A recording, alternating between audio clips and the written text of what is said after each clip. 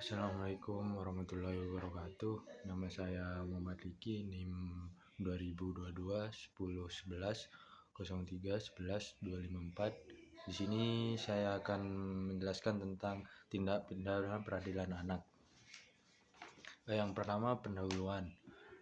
Pendahuluan sistem peradilan anak di Indonesia termasuk tindak pidana yang sering terjadi dalam penegakan hukum yang memerlukan pendekatan khusus dan berbeda dari sistem peradilan dewasa. Tindak pidana anak memiliki dasar hukum yaitu Undang-Undang Nomor 11 Tahun 2012. Sistem peradilan pidana anak yang menggantikan Undang-Undang Nomor 3 Tahun 1997 tentang pengadilan anak. Transformasi ini tidak hanya mencerminkan perkembangan pemikiran hukum modern, tetapi juga menunjukkan komitmen Indonesia terhadap perlindungan hak-hak anak yang berhadapan dengan hukum. Sistem peradilan anak di Indonesia banyak didefinisikan sebagai keseluruhan proses penyelesaian perkara anak yang berhadapan dengan hukum, mulai dari tahapan penyelidikan sampai dengan tahap pembimbingan. Setelah menjalani pidana, dan konsep ini memiliki pendekatan dengan secara holistik dan berkelanjutan dalam menangani kasus tindak pidana anak, dengan tujuan utama melindungi kepentingan terbaik anak sambil tetap menjaga keadilan bagi semua pihak yang terlibat. Yang kedua, landasan filosofis dan yuridis sistem peradilan anak.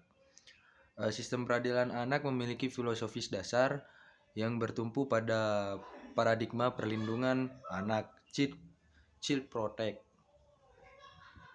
dan prinsip kepentingan terbaik anak, best interest of the child. Paradigma ini mengakui bahwa anak memiliki karakteristik unik yang berbeda dari orang dewasa, baik dari segi fisik, mental, maupun sosial. Oleh karena itu, pendekatan yang digunakan dalam sistem peradilan pidana anak harus mampu mengakomodasi kebutuhan khusus anak sambil tetap mempertimbangkan aspek keadilan dan perlindungan masyarakat. Aspek secara yuridis, peraturan terkait peradilan anak di Indonesia diatur di Undang-Undang Nomor 11 Tahun 2012 tentang sistem peradilan pidana anak atau UU SPPA. Undang-undang ini mengintroduksi konsep-konsep baru yang revolusioner dalam penanganan anak yang berkonflik dengan hukum, seperti diversi dan restoratif justice. Kedua konsep ini menjadi pilar utama dalam upaya menciptakan sistem peradilan anak yang lebih humanis dan berorientasi pada pemulihan daripada pembalasan.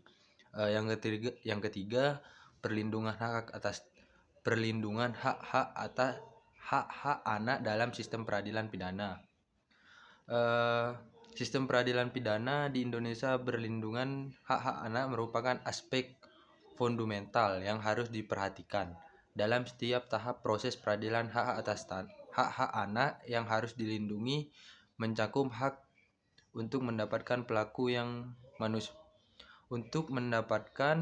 perlakuan yang manusiawi, hak untuk memperoleh bantuan hukum, hak untuk dirahasiakan identitasnya, hak untuk mendapatkan pendampingan orang tua atau wali, dan hak untuk tetap menjadi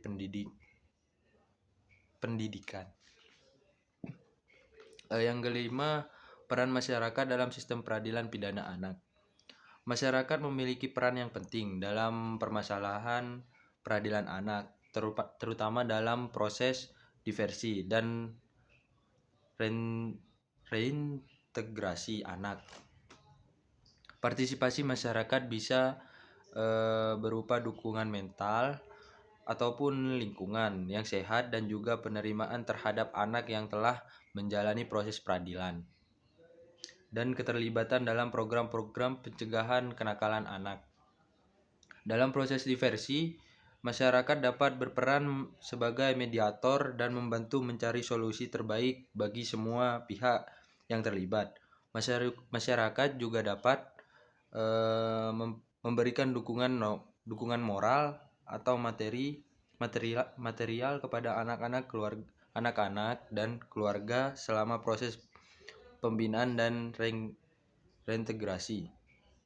Namun demikian, partisipasi masyarakat dalam sistem peradilan pidana anak memiliki relatif rendah. Hal ini disebabkan oleh berbagai faktor, termasuk kurangnya pemahaman masyarakat tentang konsep diversi dan restoratif justice, serta adanya stigma negatif terhadap anak yang berkonflik dengan hukum.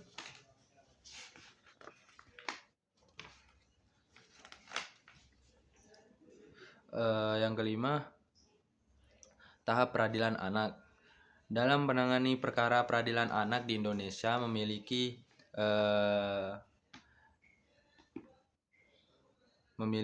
cara tersendiri, yaitu yang pertama, penyidikan dilakukan oleh penyidik khusus yang memahami hukum anak. Proses harus memperhatikan psikologis anak, didampingi oleh orang tua dan pendamping hukum. Yang kedua, penuntutan dilakukan oleh jaksa yang memahami perlindungan anak, jaksa yang diwajibkan menawarkan proses diversi. Yang ketiga, pemeriksaan di pengadilan. Dilaksanakan di pengadilan anak oleh hakim yang bersertifikasi khusus dan memahami hukum anak, sidang bersifat tertutup. Sekian presentasi dari saya. Kurang lebihnya mohon maaf. Assalamualaikum warahmatullahi wabarakatuh.